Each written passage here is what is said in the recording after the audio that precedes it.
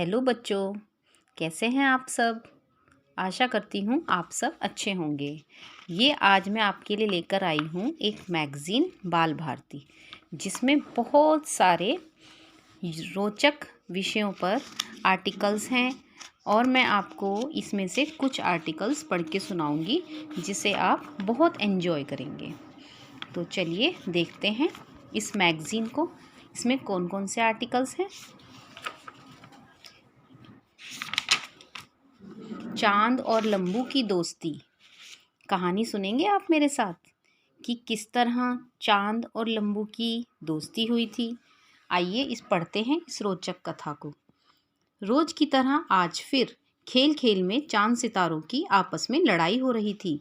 चांद बेचारा क्या करता, वह एक तरफ अकेला पड़ जाता और ढेर सारे सितारे एक तरफ।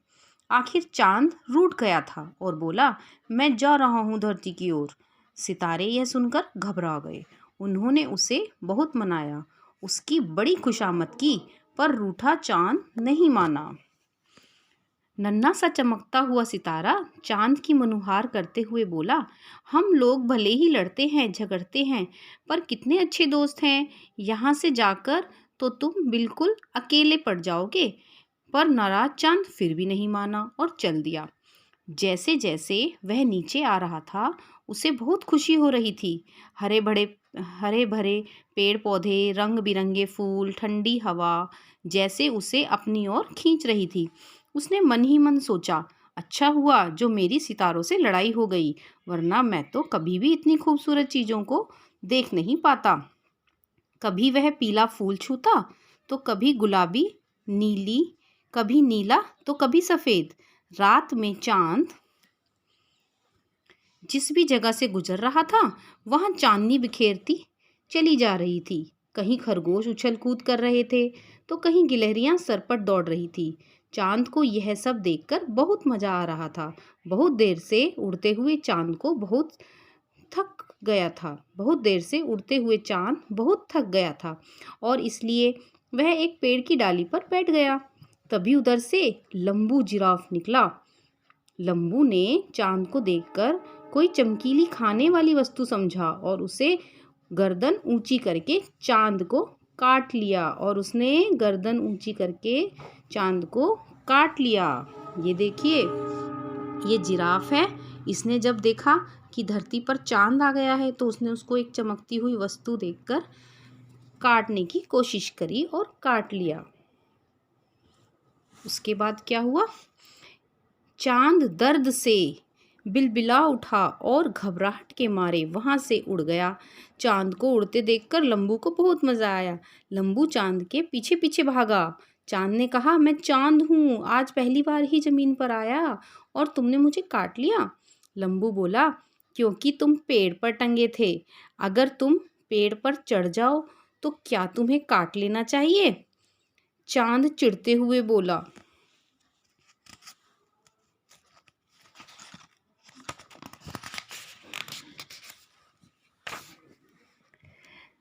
हा हा, लंबू जोरों से हंसा। चांद ने उसे गुस्से से देखा तो लंबू मासूमियत से बोला, पेड़ों पर तो फल लगते हैं जो खाए जाते हैं, मैंने सोचा तुम कोई चमकीले फल हो।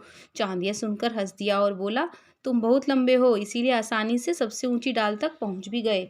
लंबू अपनी तारीफ सुनकर मुस्कुरा दिया। सुबह होने वाली है, अब मैं ऊपर जाता हूँ वरना सूरज आ जाएगा। चांद ने कहा। लंबू बोला, मैं अब तुमसे कैसे मिलूंगा? क्यों, अब तुम्हें मुझे दोबारा काटना है क्या? चांद ने कहा। नहीं नहीं, मैं तुमसे दोस्ती करना चाहता हूँ, लंबू बोला। चांद बोला, तुम जब भी मुझसे मिलना चाहो इसी पेड़ के पास आकर मुझे पुकारना। तुम इतने लंबे हो जाओगे कि मुझ में आसमान तक आकर मिल सकोगे। लंबू की यह बात सुनकर वह बहुत खुश हो गया और हंस दिया। चांद उससे विदा लेकर आसमान की ओर चला गया। चांद को आया देखकर अन्य सितारे भी खुश हो गए और उसे घेर कर बैठ गए।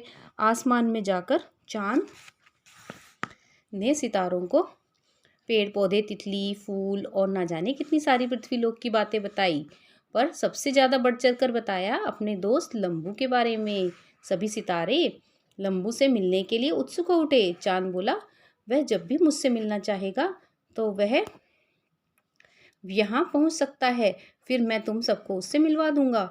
उधर लंबू को भी चाँद की बहुत याद आ रही थी, इसीलिए वह अगली ही रात को उस पेड़ के पास पहुँचा और चाँद की ओर देखते हुए बोला, चाँद मेरे दोस्त, मैं तुमसे मिलना चाहता हूँ। चाँद ने तुरंत कुछ सुनहरे कण ऊपर से फेंके, जिससे लंबू लंबा होता चला गया। लंबा, बहुत लंबा। कुछ देर ही वह इतना लंबा हो गया कि उसका मुंह बादलों के पार चाँद के पास पहुंच गया।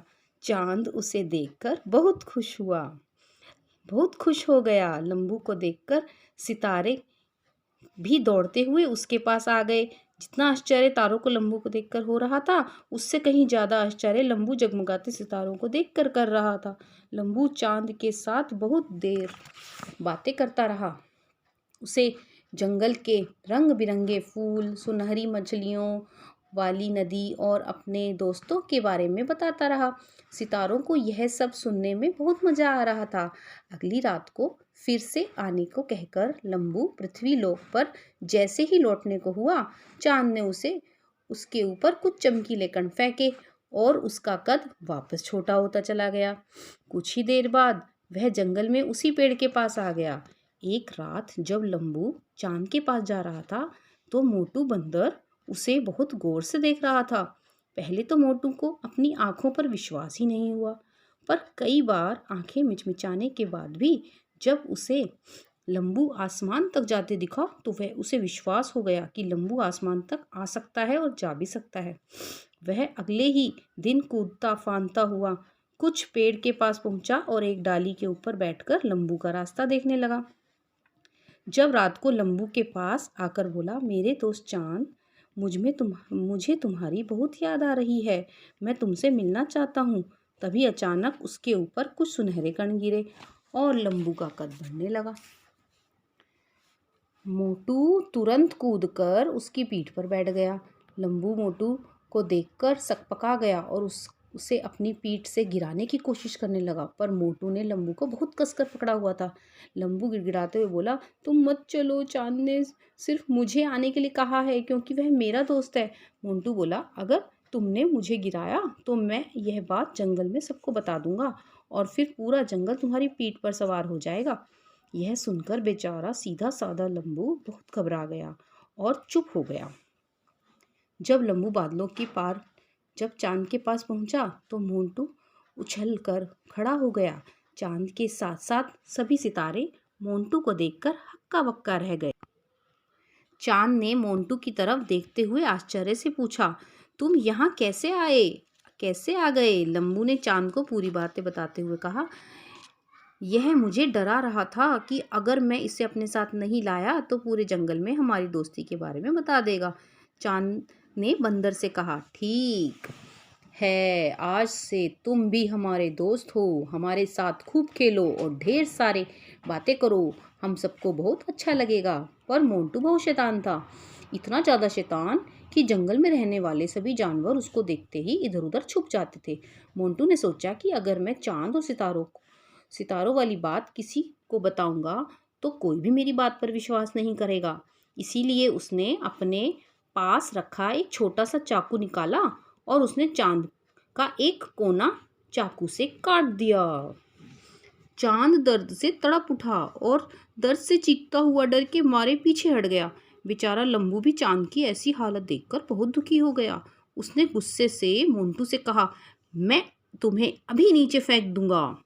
पर मोंटू भी कम नहीं था, वह तुरंत लंबू की पीठ पर चढ़ बैठा। चाँद की तकलीफ देखकर सितारों को बहुत गुस्सा आया और उन्होंने लंबू के ऊपर छोटा आकार वाली चमकीली किरणें बिखेर दी। लंबू तुरंत छोटा होने लगा और कुछ ही पलों के बाद नीचे आ गया। उसके साथ ही मोंटू भी जंगल में आ गया। लंबू जब तक उससे कुछ कहता, तब तक मोंटू हंसता हुआ भाग गया। लंबू चाँद के लिए बहुत दुखी था। वह कई दिन तक पेड़ के पास जाकर चाँद को पुकारता रहा, बुलाता रहा। वह कई बार रोते हुए कहता, चाँद मेरे दोस्त, मुझे तुम्हारी याद आ रही है। पर चाँद ने उसे नहीं बुलाया। लंबू सोचता था कि चाँद उससे भी नाराज हो गया, पर वह नहीं जानता था कि चाँद उसे बहुत प्यार करता था और उसे अपने पास बुलाना चाहता था। और सितारों ने चाँद को ऐसा करने से ऐसा नहीं करने दिया। उन्हें डर था कि मोंटू कहीं फिर से आकर उन सबको कोई नुकसान न पहुंचा दे। लंबू की याद में चाँद हमेशा आता रहा और ठीक होने के बाद भी कभी तो वह पूरा गोल चमकता हुआ दिखाई देता, कभी तो वह पूरा गोल चमचमाता हुआ दिखता और कभी अपने आप को बादलों के बीच थोड़ा सा ढक लेता कि वह आधा ही दिखे। वह चाहता था कि अगर लंबू को याद आ जाए कि अगर वह उसे ऊपर बुलाएगा तो मोंटू भी उसके आसमान में आ जाएगा। चाँद और लंबू की दोस्ती अभी भी है। लंबू पेड़ के पास जाकर चाँद को निहारता है और चाँद हमेशा लंबू को देखकर अपनी दोस्ती याद करता है। तो ये थी प्यारे बच्चों आपकी स्टोरी चाँद और लंबू की दोस्ती। इसमें एक स्टोरी के माध्यम से आपको बताया गया है कि चाँद किस तरह अपना आकार बड़ा और छोटा करता है और जंगल में अपने दोस्त जिराफ से मिलने आता है। कैसी लगी आपको ये कहानी? कमेंट में ज़रूर बताइएगा। थैंक यू बेटा।